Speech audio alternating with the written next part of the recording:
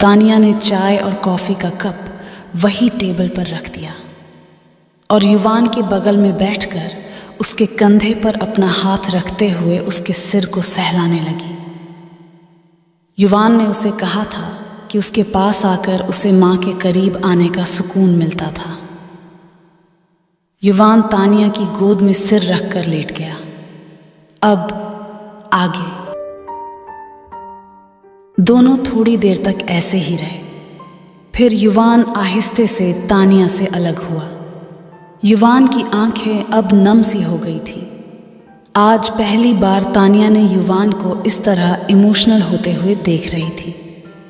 युवान को इस तरह देखकर तानिया समझ गई कि वो अपने भाई से कितना प्यार करता है। तानिया उसके सिर पर प्यार से हाथ फेरते हुए बोली, तुम्हारा भाई बहुत लकी है युवान, क्योंकि उन्हें तुम जैसा भाई मिला है। युवान तानिया की तरफ देखते हुए बोला, भाभी, भाई मेरे लिए सब कुछ है। उनमें मेरी पूरी दुनिया बसती है। आर्य भाई के बिना मैं कुछ भी नहीं हूं। तानिया युवान की तरफ देखकर स्माइल करने लगी और युवान से बोली, डोंट वरी युवान, तुम्हारे भाई बहुत जल्दी ठीक हो जाएंगे। भाभी, आपको पता है, जब मॉम और युविका की डेथ हुई थी तब डैड खुद को संभालने की हालत में भी नहीं थे। वो डिप्रेशन में चले गए थे। तब आर्य भाई ने ही मुझे एक डैड की तरह संभाला था। वो कभी अपना प्यार जताते नहीं, पर मैं जानता हूं कि वो मुझसे कितना ज्यादा प्यार करते हैं।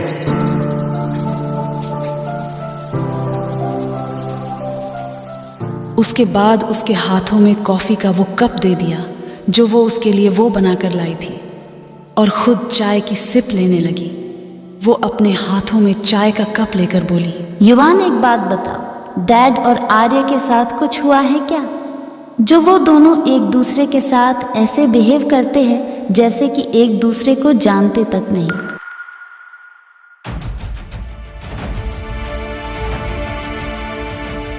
युवान ने एक गहरी सांस ली, क्योंकि वो तानिया को सिंघानिया फैमिली के एक ऐसे चैप्टर से रूबरू कराने वाला था जो वो खुद दोबारा याद भी नहीं करना चाहता था।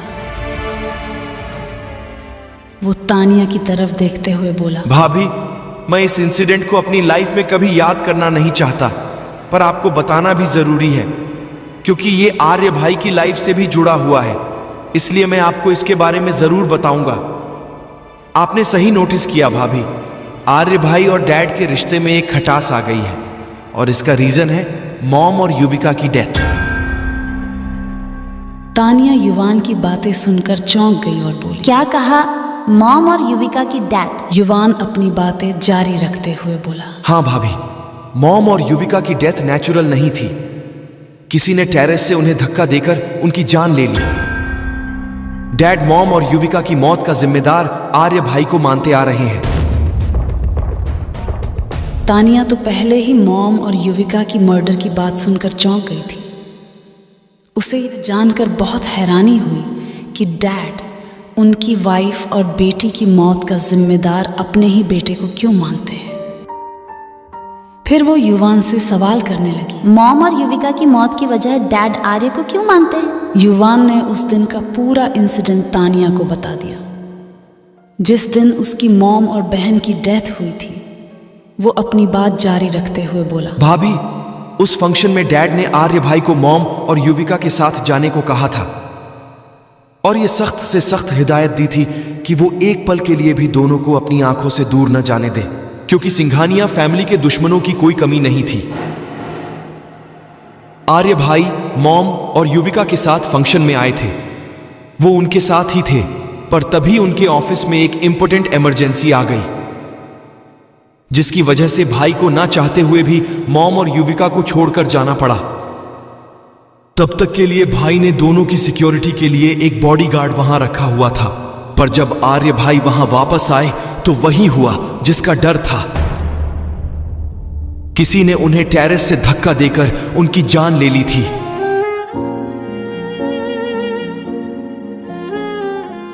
ये कहते हुए युवान की आंखें नम हो गईं। तानिया ने उसे संभालने के लिए उसके कंधे पर अपना हाथ रख दिया। युवान अपनी बात जारी रखते हुए बोला, उनकी मौत की खबर सुनकर डैड बिल्कुल टूट चुके थे। वो युविका से बहुत ज्यादा प्यार करते थे। वो उनकी लाडली बेटी थी और आर्य भाई और मेरी लाडली बहन थी। युवान की बातें सुनकर तानिया की आंखें नम हो गई थी। युवान अपनी बातें जारी रखते हुए कहा, जब उन्हें आर्य भाई के फंक्शन छोड़कर जाने की बात पता चली तो उन्होंने आर्य भाई को बहुत खरी खोटी सुनाई थी। डैड तब बहुत तकलीफ में थे। उन्हें बस अपनी वाइफ और बेटी के खोने का गम दिख रहा था। डैड का कहना था कि अगर आर्य भाई उन्हें छोड़कर नहीं जाते तो ये सब होता ही नहीं। शायद डैड सही भी हो, पर आर्य भाई को नहीं पता था कि ये सब होने वाला है, वरना वो उन्हें छोड़कर कभी नहीं जाते। उस दिन सिर्फ डैड ने अपनी वाइफ और बेटी नहीं खोई थी, बल्कि मैंने और भाई ने भी अपनी मां और बहन को खोया था। पर डैड को अपने गम के आगे हमारा गम नजर नहीं आया। आर्य भाई तो ऑलरेडी मॉम और युविका की डेथ की खबर सुनकर टूट चुके थे, पर डैड के इस इल्जाम ने भाई को अंदर से ही मार दिया। उन्हें अपनी ही मॉम और बहन का कातिल बना दिया गया था। तब से लेकर आज तक डैड और भाई का रिश्ता वैसा का वैसा ही है। तानिया अपनी आंखों में आए आंसू को पोंछते हुए बोली, पर युवान आर्य जानबूझकर तो मॉम और युविका को छोड़कर नहीं गए थे। मुझे लगता है ऑफिस में जरूर कोई बहुत बड़ी इमरजेंसी आ गई होगी, इसलिए उन्होंने ये कदम उठाया होगा। उनसे ये अनजाने में ही हो गया होगा, पर इसके लिए उन्हें अपनी मॉम और बहन की मौत का जिम्मेदार मानना गलत है। युवान, भाभी आप सही कह रही हैं, पर डैड को यह बात कौन समझाए। वो अपनी वाइफ और बेटी को खोने के गम में ये भूल ही गए कि उनके बेटे ने भी उस वक्त अपनी मां और बहन को खोया था।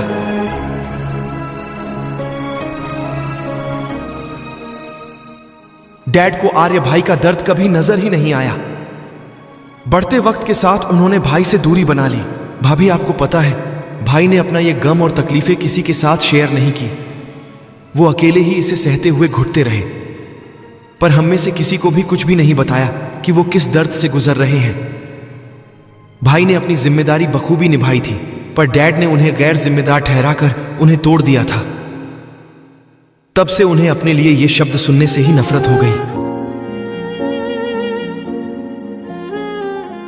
अब तानिया को समझ आ रहा था कि उस दिन आर्य ने जब तानिया से अपने लिए गैर जिम्मेदार शब्द सुनकर आर्य गुस्से से पागल क्यों हो गया था। अब तानिया को समझ आ रहा था कि उसने अनजाने में ही सही, पर तानिया ने आर्य के गहरे घावों को ताज़ा कर दिया था। मॉम और युविका की डेथ के बाद से डैड ने भाई से बिल्कुल ही मुंह मोड़ लिया था। भाई जब उनकी केयर भी करते थे तो भी ये डैड को पसंद नहीं आता था। वो बार बार भाई से यही कहते थे कि वो उनसे और उनके मामलों से दूर रहा करे। डैड के जिद के आगे भाई को झुकना पड़ा, लेकिन उन्होंने डैड की परवाह करनी नहीं छोड़ी। बस वो किसी को भी ये पता लगने नहीं देते थे। अब तानिया को अपनी कही हुई बातों के लिए बुरा लगने लगा था कि क्यों उस दिन उसने बिना सोचे समझे आर्य को इतना कुछ सुना दिया था। उस दिन भी जब डैड बेहोश होकर गिर गए थे, तब भी उन्होंने हर एक घंटे में मुझे कॉल करके मुझसे डैड की खबर लेते रहे। तानिया को अब गिल्ट फील होने लगा। आर्य के बारे में वो क्या सोचती थी कि वो एक गैर जिम्मेदार बेटा है, पर असल में तो वो सबकी बहुत अच्छे से केयर करता था, पर दिखाता किसी को भी नहीं। युवान तानिया की तरफ देखते हुए बोला, भाभी मैं चाहता हूं कि डैड एक बार अपने गुस्से को साइड रखकर सच को समझने की कोशिश करे और भाई को भी माफ कर दे, क्योंकि अगर देखा जाए तो भाई ने इतनी बड़ी गलती नहीं की है। अगर भाई की जगह में होता तो मैं भी वही करता जो भाई ने किया था। तानिया युवान की तरफ देखते हुए बोली, डोंट वरी युवान, आई विश तुम जो चाहते हो वैसा ही हो।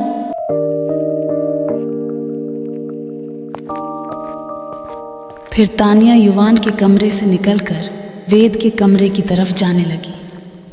उसे देखना था कि उसका प्यारा बेबी अब तक उठा या नहीं। जब वो उसके रूम में पहुंची तो वेद वहाँ नहीं था।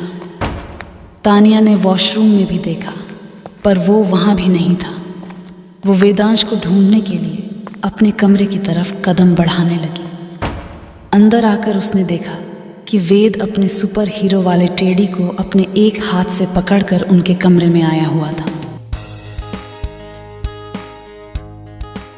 और आर्य बेड पर बैठे हुए उसे देख रहा था। वेदांश बेड के करीब जाकर अपने छोटे छोटे हाथों से बेड को पकड़कर उसके ऊपर चढ़ने लगा। थोड़े स्ट्रगल के बाद वो बेड पर चढ़ने में कामयाब हो गया। तानिया भी स्माइल करते हुए बेड पर आ गई। वेद दोनों के बीच में था।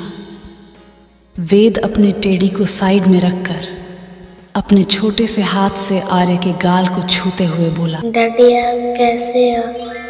आर्य वेद के उस हाथ को अपने हाथों में लेकर उसे चूमते हुए बोला, अब मैं काफी ठीक हो गया हूँ बेटा।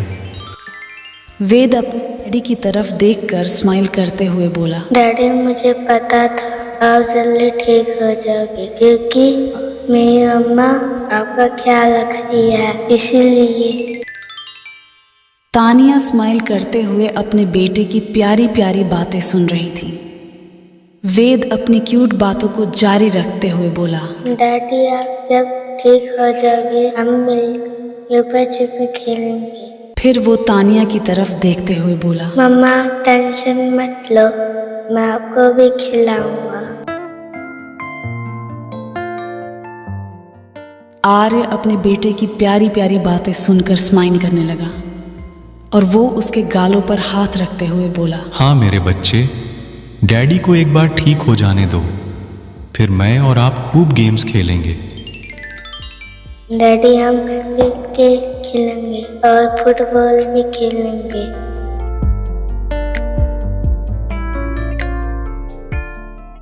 थोड़ी देर बाद बातें करते करते आर्य को नींद आने लगी और वेद की भी पलकें भारी होने लगी। आर्य तो पहले ही लेटा हुआ था, इसलिए वो आंख बंद करके सो गया। तानिया ने वेद को भी वही अपने डैड के बगल में सुला दिया और दोनों को ब्लैकेट से कवर कर दिया। तानिया आर्य के बिखरे बालों को ठीक करने लगी और उसकी तरफ देखते हुए बोली, मुझे माफ़ कर दीजिए, मैंने आपके साथ ठीक नहीं किया। ये कहते हुए तानिया ने उसके माथे को चूम लिया।